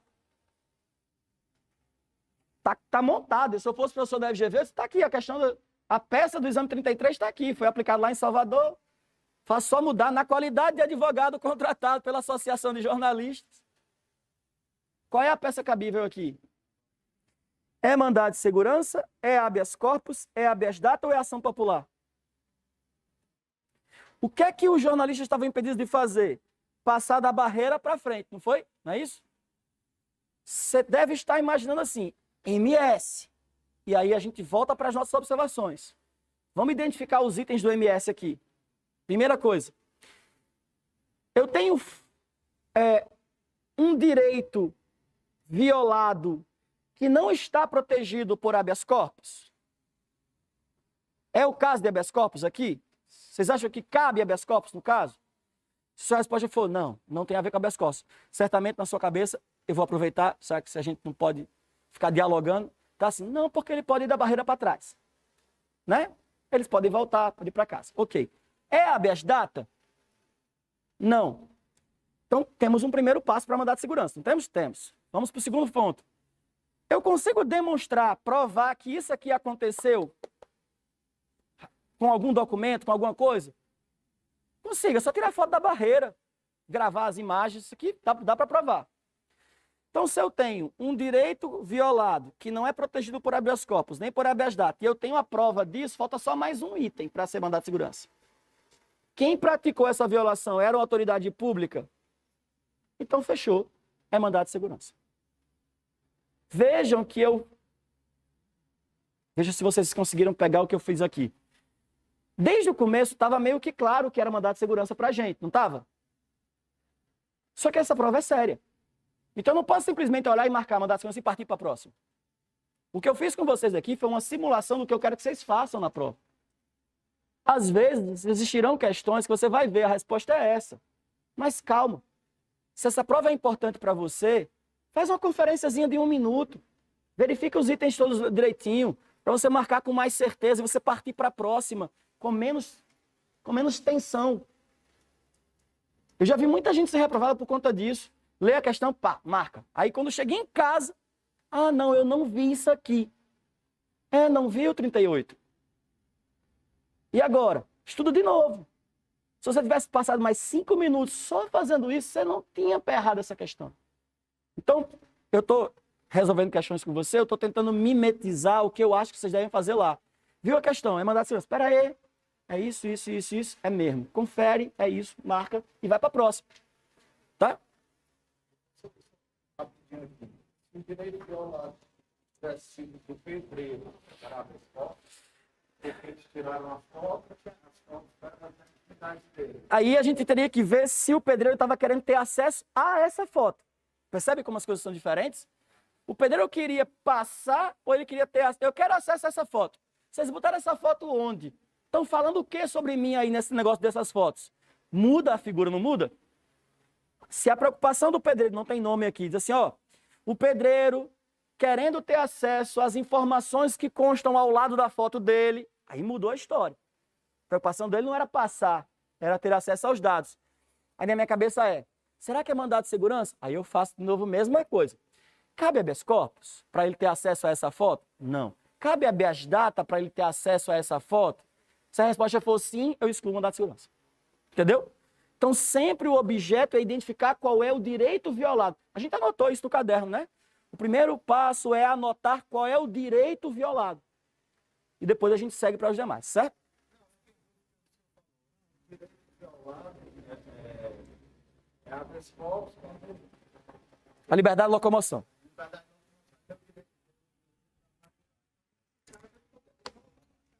Sim. Tanto para o pedreiro como para a equipe jornalista aqui, se a questão dele, a preocupação dele for como passar, é mandado de segurança. Eu quero passar, ou então eu quero voltar, eu quero... Porque aqui é o exercício de um direito líquido e certo. Veja, liberdade de locomoção, na Constituição, existe assim, apenas na Constituição, a expressão que a Constituição diz é considerar habeas corpus, né, para proteger o direito à liberdade de ir e vir. Só que quando você vai para o inciso 5º, o artigo 5º tem um inciso de liberdade de locomoção, ele diz que a liberdade de locomoção no Brasil ela é limitada. Aliás, essa é uma expressão errada que a gente tem sobre direitos fundamentais. Todo direito fundamental é limitado. Não existem direitos absolutos. Tanto é que a Constituição fala que todos têm direito de ir e vir no território nacional. Aí tem assim entre vírgulas, nos termos da lei. Ou seja, a lei pode limitar isso. Se a lei não pudesse limitar o meu ir e vir, não existe nem sinal nas ruas, semáforo. Quem criou foi a lei de trânsito. O vermelho para. Já tinha para pensar sobre isso? Na época da pandemia, o pessoal, mas daí eu quero o meu direito de ir e vir. Eu falei, meu irmão, o direito de ir e vir sempre foi limitado no Brasil. A gente tem semáforo. Vai passar no vermelho. E dizer assim, não, mas é meu direito de ir e vir. É uma lei que limitou. E a lei pode limitar.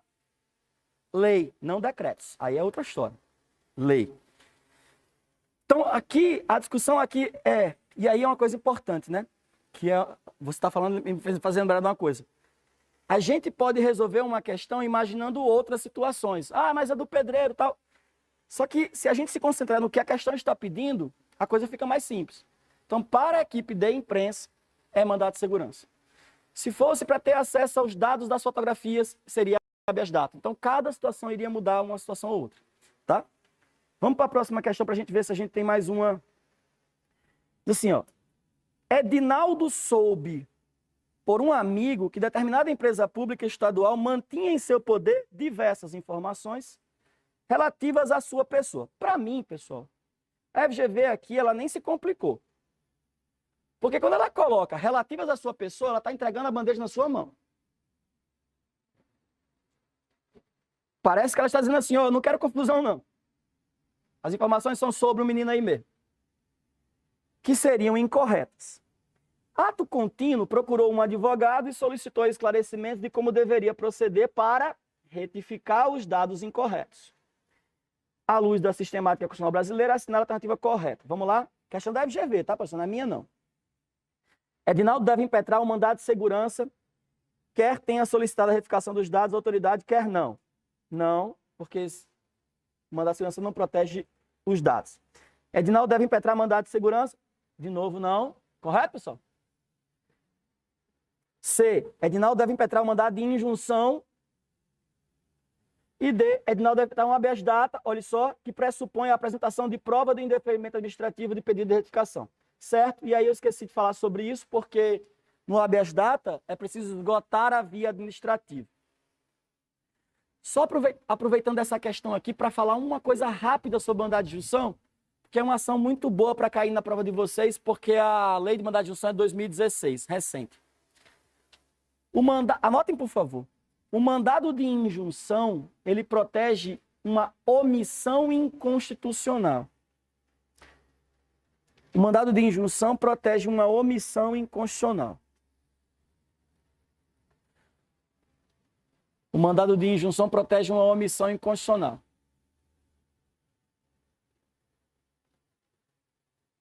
Isso significa... Agora, solta a caneta um minutinho para eu explicar e a gente voltar para anotar. Cuidado com esse termo omissão inconstitucional, tá? Porque isso dá a gente... Se a gente olhar para isso de forma desatenta, a gente tende a pensar que toda vez que o poder público não faz, omissão, e esse não fazer viola a Constituição, é uma omissão inconstitucional. E não é bem assim. Tá? A prefeitura deveria comprar medicação para o posto de saúde. Não comprou. Ó, não comprou, omissão. Viola o direito à saúde. Omissão inconstitucional. Não é assim. Omissão inconstitucional é um termo específico. Ele tem um conteúdo de identificação específica. Eu não vou tratar sobre isso aqui agora de forma profunda, porque eu fiz uma escolha de tratar de outros temas, mas só para deixar isso aqui importante, porque a lei de 2016 pode ser cair na prova. Quando o Constituinte fez a Constituição de 88, ele determinou mandamentos ao legislador infraconstitucional. Foi como se ele dissesse assim, ó, eu vou regular aqui uma coisa, mas você completa aí, tá? Eu vou dizer que todo mundo tem direito de greve, mas, por favor, legislador, especifica aí como é que vai ser o exercício dessa greve. Vou dar a vocês um exemplo de uma norma da Constituição que fez esse comando para o legislador. O Constituinte disse assim, toda e qualquer forma de discriminação será objeto de punição. Está no artigo 5º isso. Qualquer forma de discriminação deve ser punido no direito. Então, o que é que o legislador que fez a Constituição estava dizendo? Legislador, pegue as formas de discriminação que você imaginar aí e tudo transforma em crime. A gente chama isso em direito penal constitucional de mandamento constitucional de criminalização. É como se o legislador tivesse determinado que aquilo se transformasse em crime. O fato de ter sido dado esse comando para o legislador infraconstitucional deu ao cidadão um direito, que é o direito de ver isso acontecer. Olha que coisa interessante, né? A Constituição tem esses lances. O Constituinte disse: toda e qualquer forma de discriminação será objeto de criminalização. Aí eu, cidadão brasileiro, você, Paulo, a gente passa, em razão disso, a ter um direito. Qual é o direito? O direito de ver isso acontecer. Disso ser criminalizado. De tudo que for discriminação ser criminalizado. É um direito meu. E é um direito de tal forma que, se o legislador não fizer, eu posso entrar com uma ação judicial para dizer que ele não fez. E existem duas ações constitucionais que protegem contra as omissões. O mandado de injunção, que é quando eu vou... o legislador não fez isso e isso está violando o meu direito a isso. E a ADO, a ação declaratória de inconstitucionalidade por omissão. O mandado de injunção, ele protege contra esse vazio legislativo que viola um direito fundamental. Eu estou perdendo aqui esses 2 minutos para falar de mandado de injunção, porque vocês sabem que recentemente o STF julgou um muito polêmico. E ele ainda não veio para a prova da OAB. E eu imagino que o examinador está ali, né? Esperando para colocar ele. Que foi o mandado de injunção e a ADO 26, foi jogado em conjunto. Que é o famoso mandado de injunção, a famosa ADO da questão de transfobia. Não sei se vocês lembram dessa discussão toda. Eu não acho que a FGV vá cobrar a situação de transfobia. Não acho que é isso. Conheço a prova da FGV, não vai entrar nesse ninho. Você acha que não? Mas eu acho que isso coloca em evidência o tema mandado de injunção. E aí a gente tem que ficar preparado para ele. Então, cuidado, porque o mandado de injunção, aí eu quero que vocês anotem isso, ele busca viabilizar um direito. O mandado de injunção busca viabilizar um direito. O mandado de injunção busca viabilizar um direito em razão dessa omissão. O mandado de injunção busca viabilizar um direito em razão dessa omissão. Em função dessa omissão. Bom, agora vamos voltar para a questão 3, que está dentro da nossa bifurcação MS e HD, que foi o que eu escolhi para a primeira parte da nossa aula.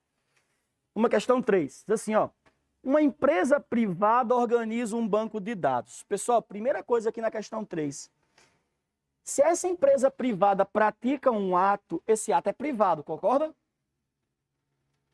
Concorda, pessoal? Cuidado, porque a princípio, atos privados não são regidos pela Constituição. Eu não quero entrar nisso aqui agora, porque senão eu vou melar a aula de vocês, vai acabar com a nossa aula. Eu vou ficar num pântano que é puramente para a academia. Na faculdade eu dou aula sobre isso e vale a pena, mas aqui não. Mas eu vou só dar uma pontinha assim do que eu deveria dizer, porque isso tem que ser dito toda vez que passar por aqui. Ensinam pra gente errado o direito constitucional. De forma que a gente às vezes sai dizendo assim, se Paulo falar mal de mim na internet, a Constituição não permite isso, tal. A Constituição não se aplica a gente, pessoal. A Constituição não foi feita para mim, para você, para as pessoas, não, pessoal. A Constituição só tem um destinatário. O Estado. A Constituição só regula o Estado, não é a minha vida privada. A minha vida privada é regida pelas leis privadas. Código Civil, Código Consumidor, Código Penal. A Constituição limita a vida do Estado. Então, quando tem aqui, uma empresa privada praticou isso, a empresa privada vai ser regida pelas leis privadas. Magalu abriu uma seleção de trainee só para negros. A Constituição não permite. A Constituição não está nem aí para Magalu. A Constituição está preocupada com o Estado. Não é para Magalu que a Constituição foi feita. Imagina o legislador, vamos aqui regular Magalu, Casas Bahia. Não existe isso. Agora, atenção. Se essa empresa privada assume um papel de relevância pública, no exercício de atribuições públicas, aí os atos praticados por essa entidade, que a princípio é privada, eles se transformam num ato quase que público. Então, aqui, o que a gente começou a frase, uma empresa privada, para mim, não era para ser nem questão de constitucional. Vamos continuar lendo, porque ela vai transformar esse ato dessa empresa privada numa questão pública. Vão perceber isso aqui aos poucos. Então, vamos lá. Uma empresa privada organiza banco de dados, fornecendo a instituições financeiras avaliações de score de crédito. Olha aqui o que aconteceu. As instituições financeiras do Brasil estão tratando os seus consumidores a partir das informações dadas por essa empresa. Então, aqui ela assume uma relevância de caráter público. Ela não está vendendo sapatos. Vocês percebem a diferença? A empresa privada Só Calçados S.A. vende calçados abaixo do preço. Código Civil, Código Consumidor, resolve isso aí. Um ambiente puramente privado. Agora, a empresa fornece informações sobre mim, as instituições financeiras, ela está assumindo um caráter público. Então, aqui já não estamos mais olhando para propriamente uma empresa privada. Estamos olhando para uma empresa privada que exerce uma função de caráter público. Tá? Luciano teve negado um pedido de empréstimo com fundamento na análise de crédito realizada por tal empresa. A empresa olhou para Luciano e disse, você não. Mas não tem acesso a quais dados foram levados em consideração para a análise do seu perfil. Porém, desconfia que pode conter alguma informação incorreta. Vou grifar aqui informação incorreta. Ou que tenham levado em consideração a existência de uma dívida que ele contesta. Uma dívida que ele está contestando, judicialmente. Luciano deseja, então, atenção, porque a partir daqui ele vai engatilhar o que ele quer da gente. Deseja, então, ter acesso aos dados e, eventualmente, pedir a retificação ou a inserção. Escreve aqui do lado, ó, inserção, anotação. Inserção de observação quanto à contestação judicial do débito. Veja que Luciano não quer dizer que o débito não existe. Ele quer que conste lá assim, ó, esse débito aí eu estou discutindo, tá? Ele quer acrescentar, ele quer fazer uma anotaçãozinha. Vamos para as alternativas. É cabível a impetração de habeas data para obter o acesso à informação? Até aqui, sim. Desde que tenha realizado prévio requerimento? Até aqui, sim. Bem como para a retificação de algum dado incorreto? Sim. Mas o ordenamento jurídico não contempla expressamente o uso da habeas data com a finalidade de inserir justificativa a respeito da dado verdadeiro. E aí, pessoal? Está errada essa parte final, não está? Porque onde é que está prevista essa possibilidade de anotação? Na lei. A lei prevê. Agora, antes de eu ler as outras, deixa eu dar a vocês uma dica aqui que vai que o examinador está com esse mal no coração e ele faz isso com vocês. Isso. Você imagina que o examinador pegou essa questão lá no banco de questões da FGV e trouxe para o seu exame 33. Você já viu essa questão? Você olha para você, eu já vi essa questão, foi naquela aula daquele menino lá. Só que nessa partezinha aqui, ó, onde tem assim, ó, mas o ordenamento jurídico não contempla expressamente, ele colocou assim, embora a Constituição não preveja expressamente o uso do habeas data com a finalidade de inserir justificativo. Aí essa questão vai deixar de ser errada para ser certa. Vocês entenderam? Porque está correto o que ele está dizendo. A primeira parte, é cabível habeas data? É. Para obter acesso? É. Desde ter realizado acesso prévio requerimento? Certo. Bem como fazer a verificação? Certo. Até aqui tudo correto, né? A parte que está errada agora é porque ele está dizendo que o ordenamento jurídico não contempla, e a gente sabe que contempla na lei. Certo? Aí eu estou dizendo que ele pode pegar essa questão aqui, transformar na prova de vocês e colocar assim, embora a Constituição Federal não traga expressamente a previsão de fazer a anotação. Aí essa letra A deixa de ser errada para ser certa. Sabe o que acontece com quem faz prova na pressa? Ele olhou para a questão, lembrou do aulão. Isso aqui eu lembro, a letra tal. Pá, nem leu. Sentou lá fora, banquinho. Senta logo aquele cabo que Paulo, senta do lado dele. Rapaz, você viu, bicho? Caiu aquele negócio que aquele menino de Mossoró falou. Cara, o quê? Que negócio? Aquele, pô, da questão lá da habeas data que ele disse que iam mudar. Os caras não mudaram mesmo. Aí você sai o resultado, 39. Olha o que eu tô falando. Vocês têm dois caminhos aqui a seguir. Achar que o que eu tô falando é bobagem, e isso vai dar num canto, e levar a sério o que eu tô dizendo, e isso pode dar no outro canto. Vocês que escolhem, eu não tenho como tomar decisão com vocês, não. Eu só posso dar aula. A adesão é sua. Agora, os caminhos levam a lugares diferentes. Não tem como os dois caminhos levarem ao mesmo canto. Tá? Então, vamos para a letra B.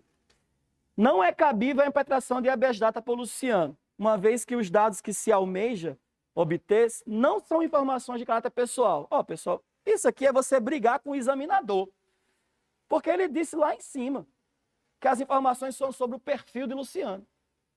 Você vai brigar com o examinador, vai achar que o que está errado aqui é o enunciado. Tá? Então vamos para a próxima, letra C.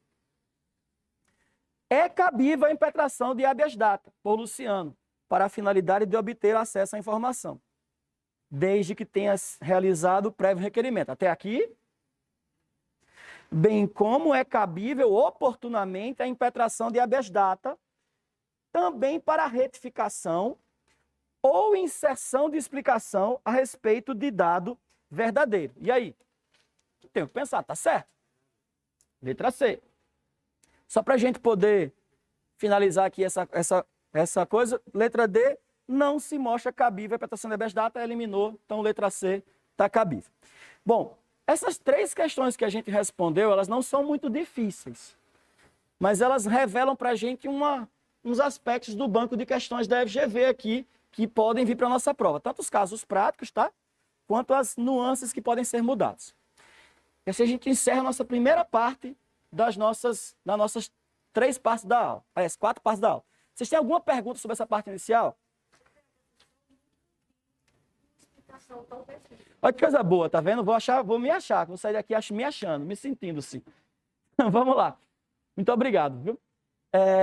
Alexandre, você ouviu essa? Eu quero voltar, viu? Se você estiver aí. Agora eu vou voltar.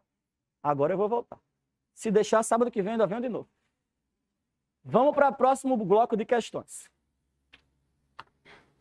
Aí, esse próximo bloco de questões, eu tenho um aviso inicial a dar a vocês. A gente vai meter o pé aqui num dos pontos mais chatos de prova de direito constitucional. Por quê, professor? Porque muito do que cai sobre a organização do Estado é cobrado com base no texto da Constituição.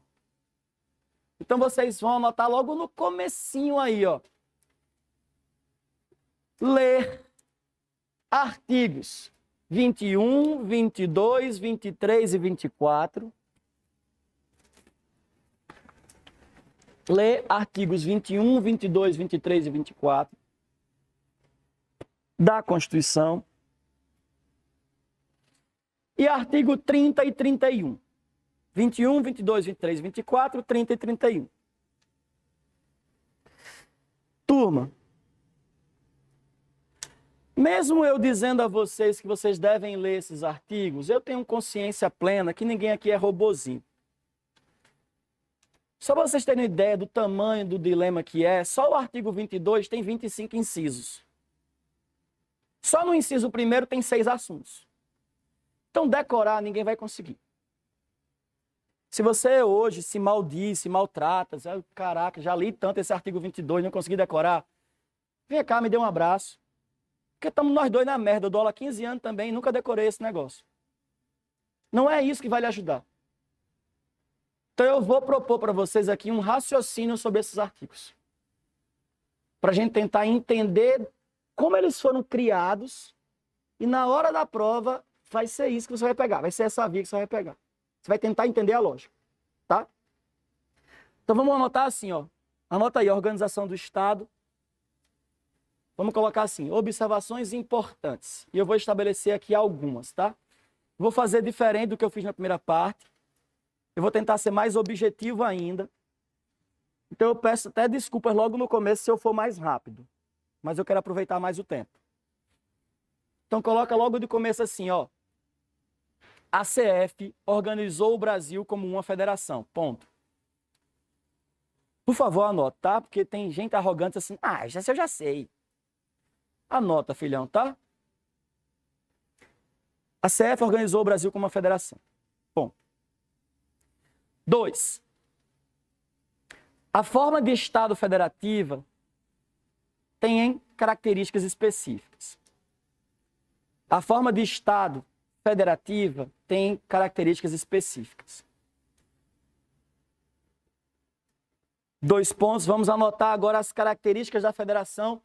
E são essas características que vão me ajudar a resolver, tá, pessoal? Boa parte das questões. Então a gente vai ficar de olho nelas agora. Então, tem 2 anotações aí. Tem assim, 1. A CF organizou o Brasil como uma federação. Ponto. Aí 2. A forma federativa de Estado, ou então a forma de Estado federativa, tanto faz, tem algumas características. 2 pontos. Aí a gente vai agora falar sobre elas e elas vão ser meu guia. Tá? Característica 1. 1. Na federação, o país é dividido em unidades internas. Na federação, o país é dividido em unidades internas.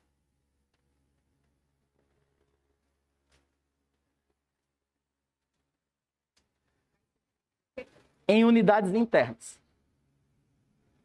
Na federação, o país é dividido em unidades internas. Pessoal, me dá um segundinho para eu explicar isso aqui. Eu sei que eu não quero aprofundar, mas parece simples, né? Todo mundo entendeu. Essas unidades internas são as nossas subdivisões. No Brasil é União, Estados, municípios e DF. Mas nem toda federação é assim não, tá? Porque tem gente que acha que em toda federação tem município. Não, o Brasil é uma das poucas federações no mundo que tem essa unidade municipal. Aliás, é por isso que alguns livros dizem que nossa federação é de 3º grau. Já viram isso? O professor vai cair na minha prova? Não sei, vamos anotar. Vai que. Mas os livros classificam assim. Federação de 1º grau tem só uma unidade que é a União. Não é federação. É um estado unitário. Federação de 2º grau tem a União e os estados. Aí dentro dos estados tem as unidadezinhas que são as províncias, mas não chama de município não. A nossa não é de 2º grau. A nossa tem uma 3ª unidade, que são os municípios. Aliás, é onde a vida acontece, né? Em direito constitucional tem todo um ramo de pessoas que estudam isso. Eu acho interessante essa galera. São chamados municipalistas, né? Eles estudam o país a partir do município. Eu acho muito legal isso, porque quando falta comida, você vai reclamar com o prefeito. Né? Quando a rua está sem asfalto, é o prefeito. Quando falta, é o prefeito. E eu acho muito legal essa perspectiva, que o presidente da República na federação, formada por municípios, ele deveria ser só um gestor, né? Tipo um maestro, né? Mas a vida está ali no município, pulsando. Enfim. Então vamos só anotar isso, porque vai que na sua prova caia. Parte da doutrina nomina o nosso modelo de federação de 3º grau. Parte da doutrina nomina o nosso modelo de federação de 3º grau. Já pensou se isso cai, hein? No federalismo ou federação de 3º grau. Parte da doutrina nomina o nosso modelo de federação de 3º grau. 3º grau porque a gente tem União, Estado, município.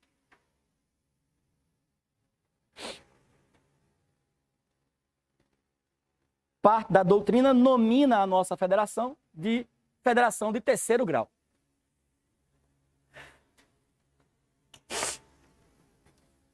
Eu fiz 3 observações, não foi até agora? Bom, aliás, eu estou na característica 1, né? Estou na segunda já? Estou na primeira, não foi? Que a federação é dividida em unidades internas, não é assim?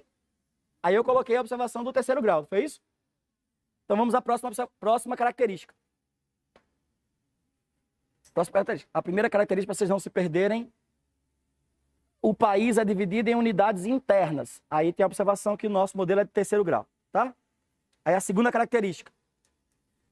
Na federação, as unidades internas são dotadas de autonomia. Na federação, as unidades internas são dotadas de autonomia. Pessoal, preste atenção, porque isso vai nos ajudar a responder algumas perguntas sobre federalismo. Na federação, as unidades internas são dotadas de autonomia. Vamos a uma observação sobre autonomia. Desculpa. Vamos lá. Se vocês quiserem, primeiro escutem, depois anotem, porque vocês sabem que eu vou ficar repetindo sempre. O que é que significa uma unidade interna ter autonomia?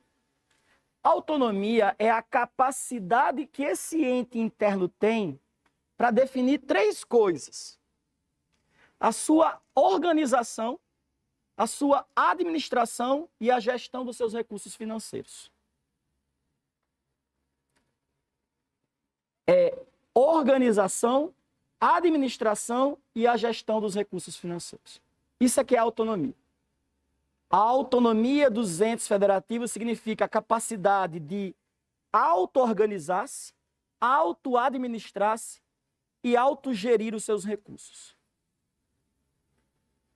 Auto-organização, auto-administração e autogestão financeira. Pessoal, preste atenção nisso, porque, como eu disse a vocês, não vai dar para decorar os artigos da Constituição que falam sobre isso. A gente vai ter que entender isso e na hora vai ser esse que vai ser ali onde a gente vai se segurar.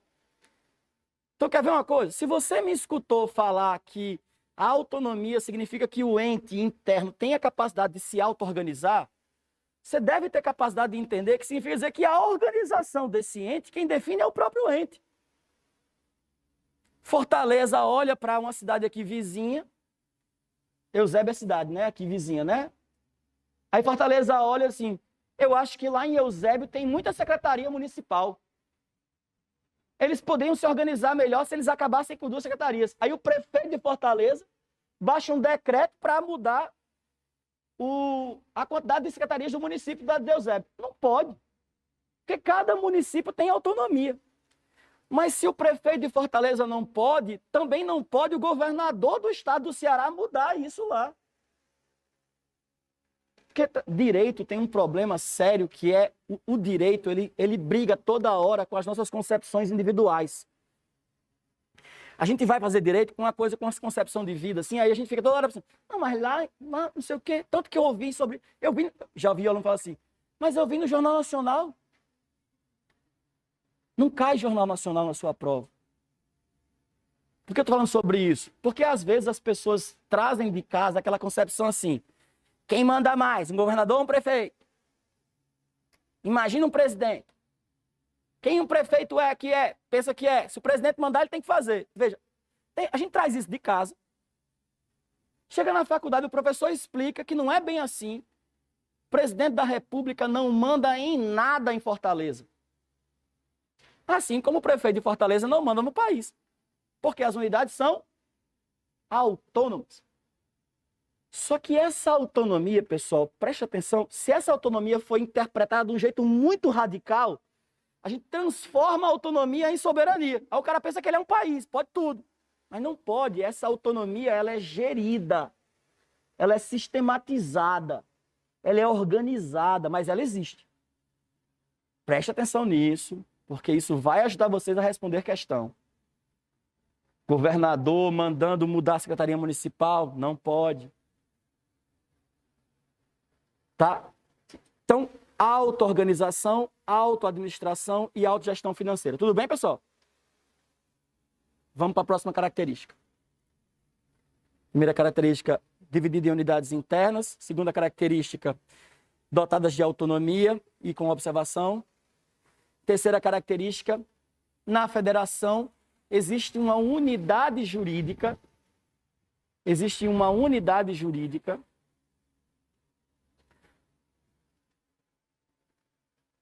Na federação existe uma unidade jurídica definida pela Constituição Federal.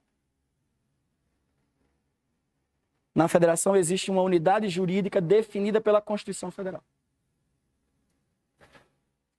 Os entes federativos são autônomos, mas essa autonomia é exercida nos termos da Constituição.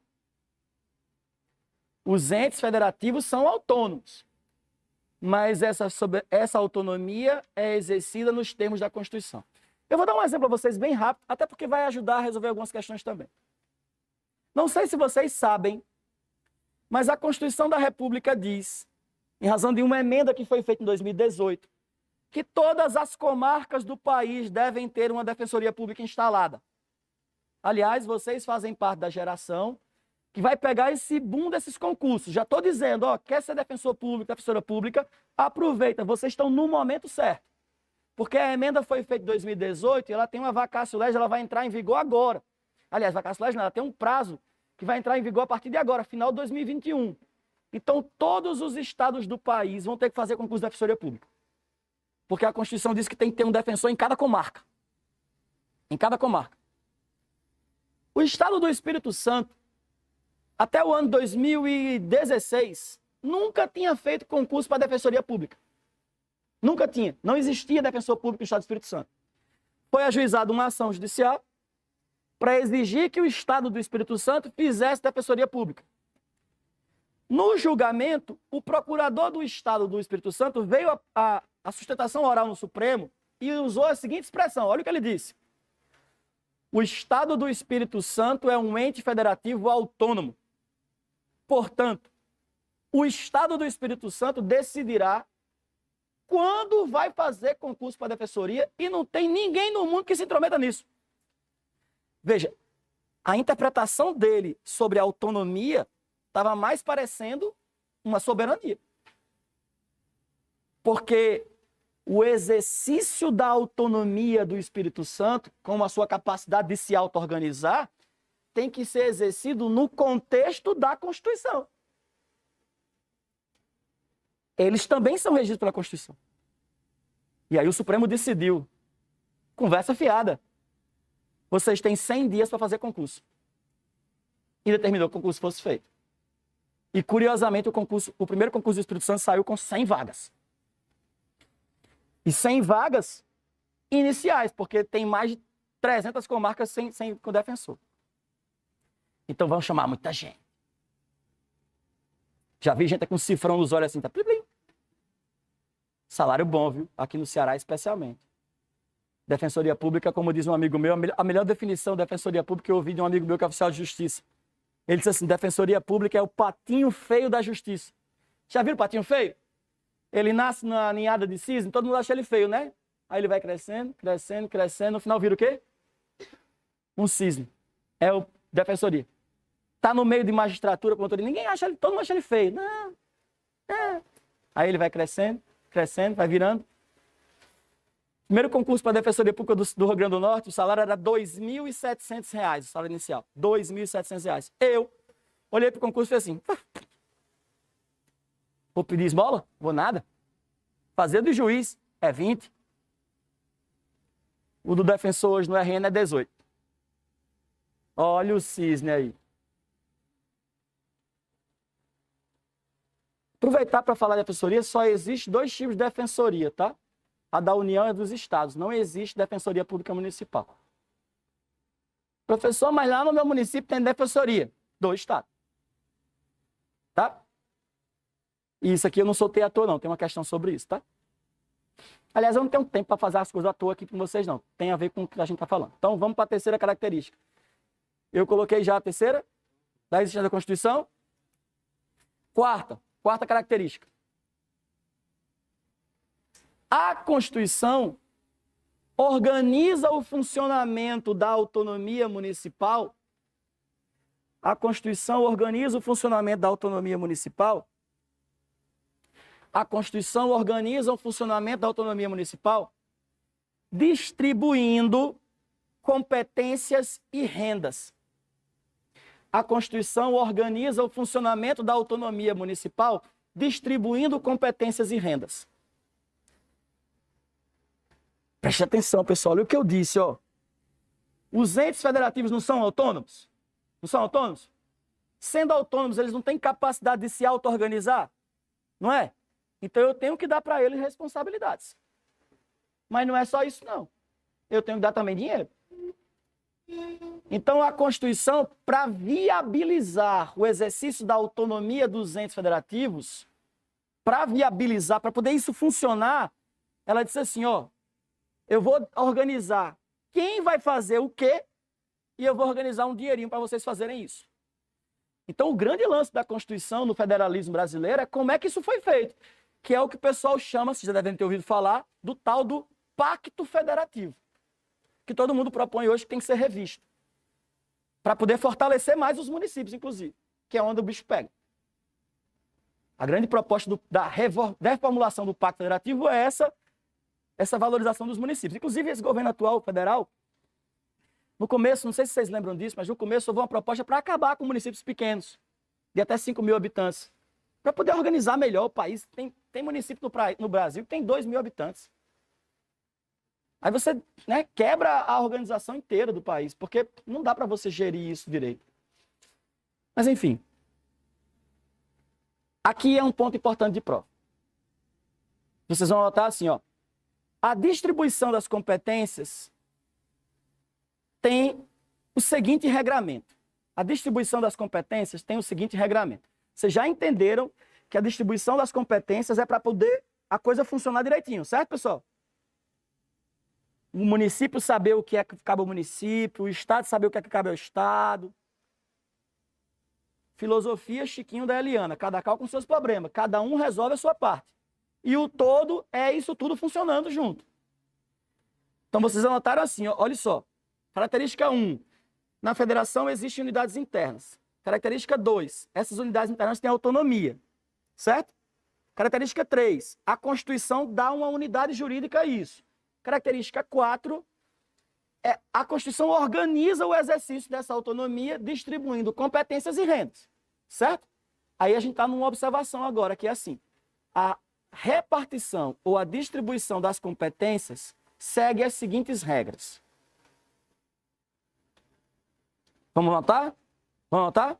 A gente anota e vai para as questões.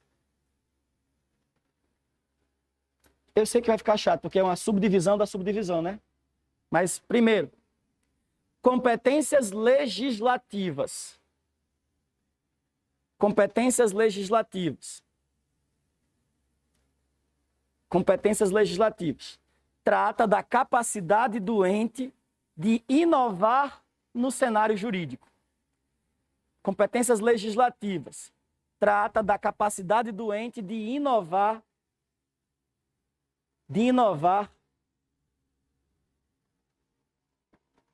no ordenamento jurídico, na área jurídica. Inovar. No regramento jurídico. Competência legislativa. Trata da capacidade do ente de inovar no ordenamento jurídico.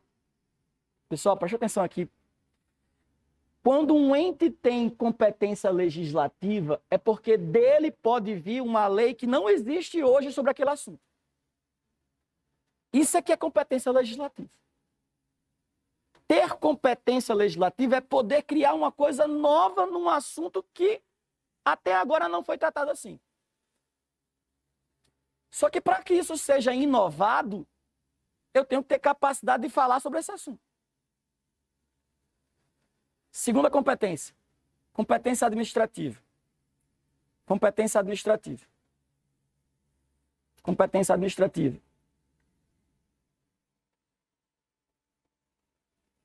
Trata da capacidade do ente. Trata da capacidade do ente de realizar políticas públicas e ações de governo. Trata da capacidade do ente de realizar políticas públicas e ações de governo. Trata da capacidade do ente de realizar políticas públicas e ações de governo. Deixa eu ver se vocês entenderam. Um testezinho rápido, ó.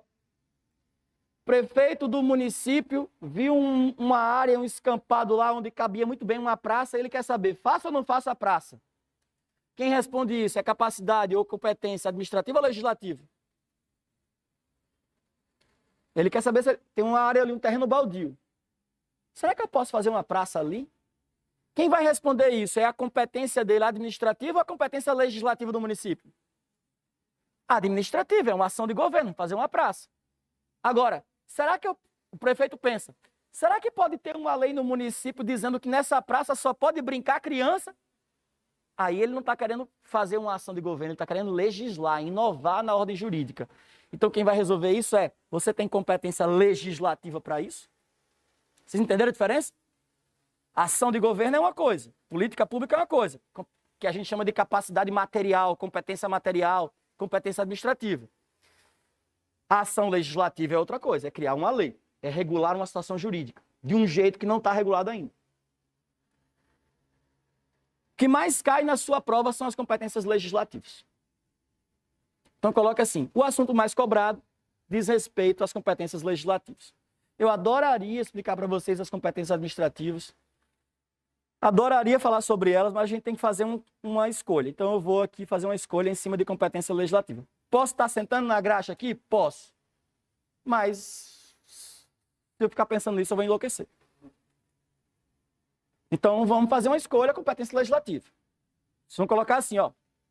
Competência legislativa, estudo da competência legislativa. Pessoal, a gente vai terminar essa partezinha agora e vai responder todas as questões juntas, tá? Porque todas elas estão dentro do que eu falei aqui. As competências legislativas podem ser privativas ou concorrentes. Privativas ou concorrentes.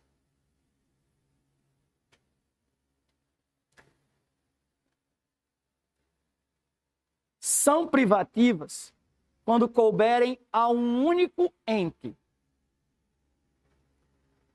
São concorrentes quando couberem a mais de um. Vou repetir. As competências legislativas podem ser privativas ou concorrentes. São privativas quando couberem a um único ente. São concorrentes quando couberem a mais de um.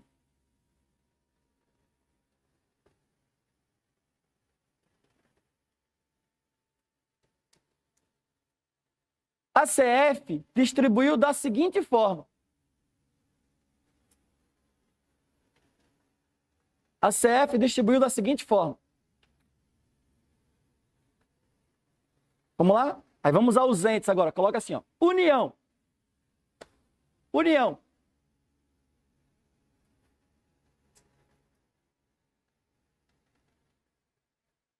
Eu estou falando para vocês anotarem, depois eu vou, quando a gente terminar de anotar, eu vou voltar e explicar rapidamente, tá? Para fixar e a gente volta para responder as questões. Então vamos só terminar a anotação. Só uma coisa importante que eu acho que vale a pena 30 segundinhos. Eu optei por não entregar tudo isso pronto a vocês, porque eu acho que deixa vocês mais dentro da aula se vocês forem anotando, tá? Se eu tivesse só entrega, vocês estavam assim, ó. Tá aqui no material. Então quando você tem que entregar, foi uma escolha metodológica minha, tá, pessoal? Botar você mais dentro da aula anotando, tá? Espero que esteja dando certo aí, você está mais dentro da aula. Então, onde é que eu parei? União. Tem competência legislativa, privativa e concorrente. Tem competência legislativa, privativa e concorrente.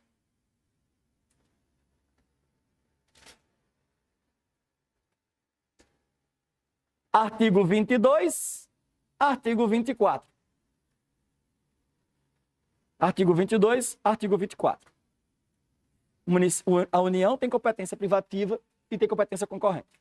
Município. Só uma coisa, tá? O município tem competência privativa, mas ele não leva esse nome. É privativo, mas não leva esse nome. Leva específica. Então você vai colocar assim, tem competência específica só para ele. Tem competência específica só para ele. E aí vocês vão colocar um destaquezinho e suplementar, que não é a mesma coisa da concorrente. Eu vou já explicar. E suplementar. Estado. Estados. Tem competência concorrente e residual.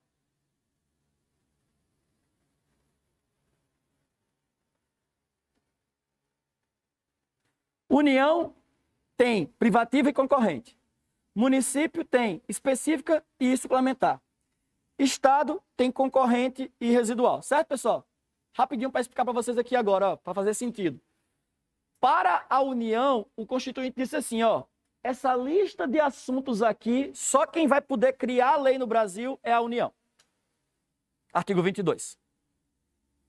Certo? Para o município, o Constituinte disse, esses assuntos aqui, só quem vai poder criar a lei é o município. Então, o Constituinte, ele deu uma penca de assuntos para a União cuidar, especificamente a União, e alguns assuntos para só o município cuidar. Curioso, uma coisa importante. Porque vocês devem estar se perguntando assim, professor, mas quando o legislador foi fazer isso, essa distribuição de quem cuida do quê, ele levou em conta o quê? Porque isso vai ajudar na hora da prova. Eu não vou conseguir decorar, então eu vou ter que pensar em como é que o legislador pensou. E eu vou já explicar para vocês como é que o legislador pensou.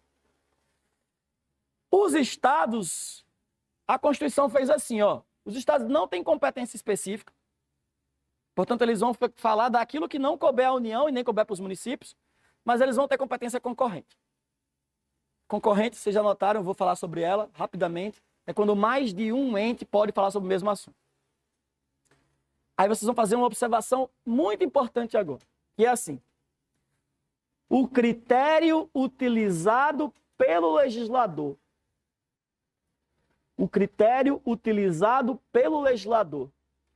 para fazer essa distribuição, foi o critério utilizado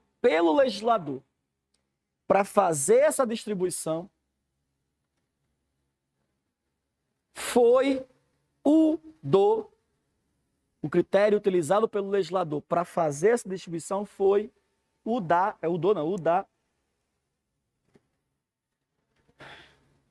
isso tem que ficar em letras garrafais. Predominância do interesse. Predominância do interesse.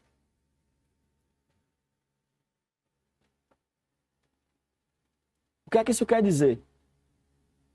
Quer dizer que o legislador pensou assim, e vocês vão pensar isso na hora da prova. Atenção, porque a gente vai usar esse raciocínio agora na resolução do questionário para ver se dá certo. Vocês vão pensar assim, eu não consigo lembrar dos incisos do artigo 24. Não consigo. Não consigo lembrar dos incisos todos do 22.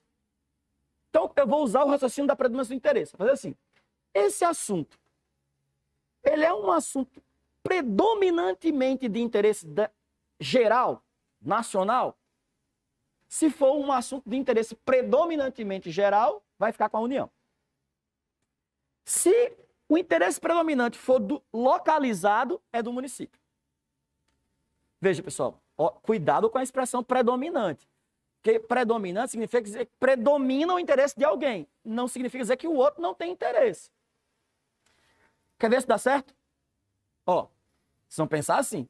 Se o assunto for predominantemente nacional, vai para a União.